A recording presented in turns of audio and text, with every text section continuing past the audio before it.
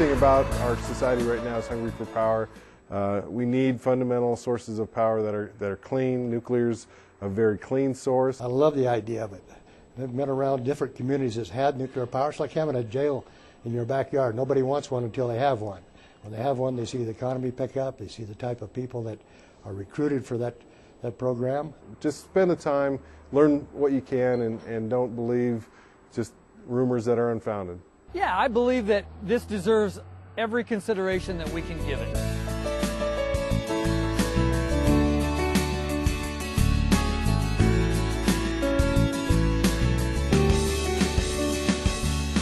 This site, which here in Payette County, has a number of good features. First of all, I think, as we know today, while a lot of the nuke plants in the early days were built in neighborhoods, and that was acceptable, today they need to be out of sight and out of mind, like many industrial complexes.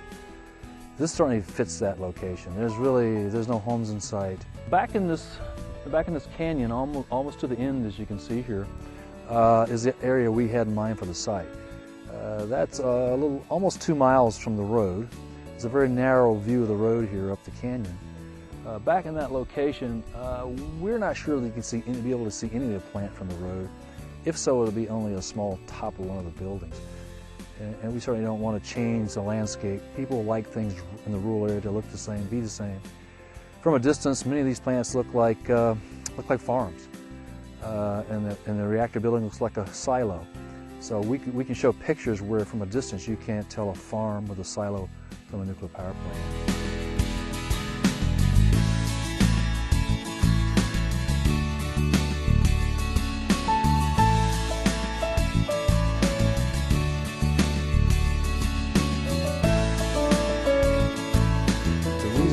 Think renewables should be a solution, and it should be certainly part of the solution. They have very low reliability. Wind would be around 20% reliable, solar around 30% reliable. So these would have your lights turning off and on quite a bit if you were just connected to, that was always connected to the grid. So we need a baseload source to keep the grid steady and reliable, lights on, power on all the time. That's been coal in this country. Is now going to become nuclear power. These baseload big nuke plants are our best solution for the next 50, 60 years for power in this world, and I think most of the world understands that. It's very encouraging that President Obama has recently come out and pretty much said the same thing.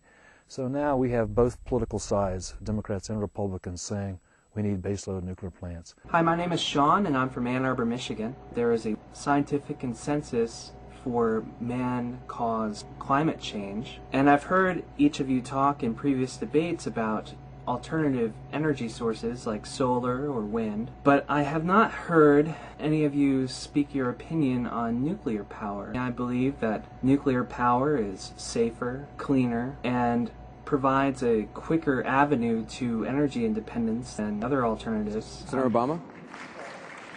I actually think that we should explore nuclear power as part of the energy mix. There are no silver bullets to this issue.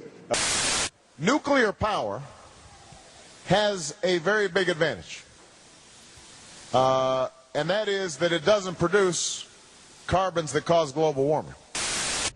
Further, we'll invest $15 billion each year to catalyze private sector efforts to build a clean energy future.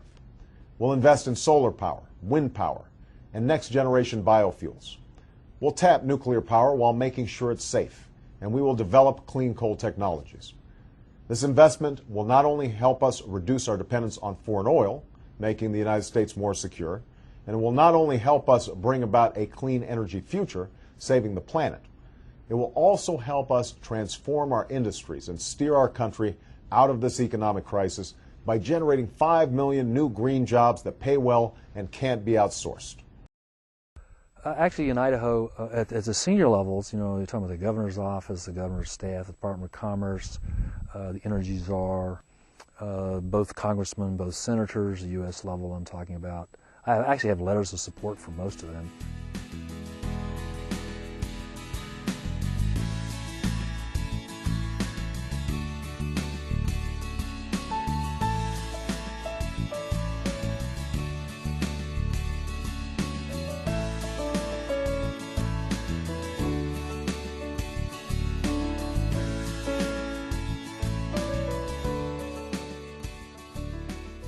So in constructing these plants, we could peak at about 5,000 workers, average salary 60,000 over a 4 to 5 year period.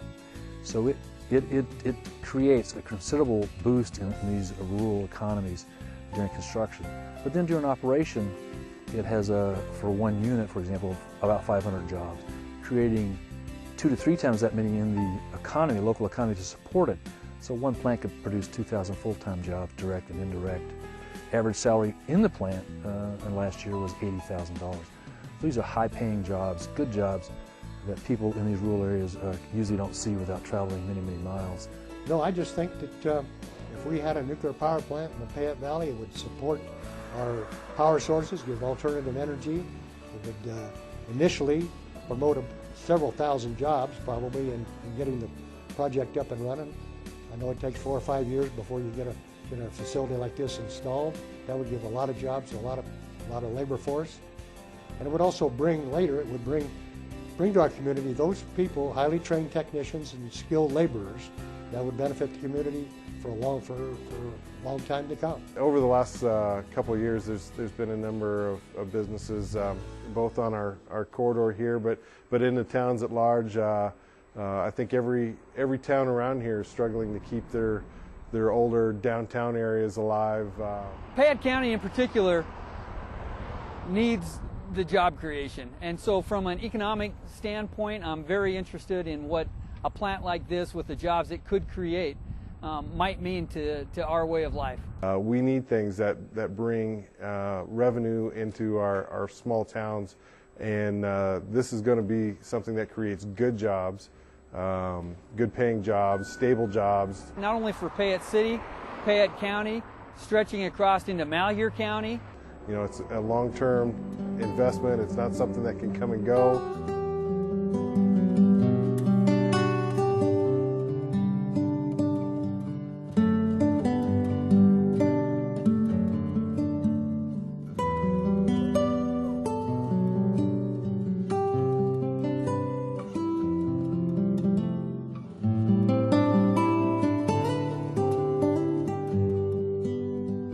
When you pump over $2 billion in gross domestic product into a county of this size with about 8,000 or 9,000 families, you will, triple, quadruple their tax base.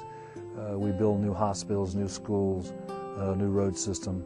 There's going to be more grocery stores. There's going to be more gas stations. There's going to be, the existing businesses will benefit directly from new jobs like this, good jobs like this. We have great agriculture, we have good retail in the area, but this brings a whole different element that potentially just levels out our local economy. Part of my background too is after I retired from the Navy, I became a recruiter, a headhunter, and I worked with the same people I put into the Navy and we're now getting out, along with hundreds of others, and I was charged with recruiting nuclear-trained people for the nuclear industry. Working with the nuclear-trained sailors leaving the service, I did the research and found that communities where there were nuclear power plants were communities that were thriving. We have polls that show 85 to 90% support for the neighbors of nuclear power plants, existing nuclear power plants, because of the economic boost. And so these polls say we want these things, we want to keep them, don't shut them down, don't take them away, and you can build more. So the people who live closest to them are most supportive of them. That's a pretty good sign. It's hard to find your family members that say they like you 85 to 90% of the time.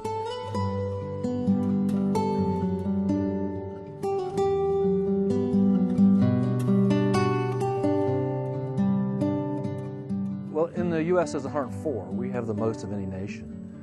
There's about 439 worldwide. The most concentrated country is, of course, France, with 59. France is about the size of Texas. So if the U.S. had this equivalent amount, we would probably have 500 or 600 in this country now. When I first came to the state, $3 billion was going out of the state in energy money spent going out, paying coal plants outside of the state, paying for fuel to be brought in. We would cut that number probably pretty much in half with this plant by having money come into the state. That means the people that live in this state and in this county would benefit from that cash flow coming in.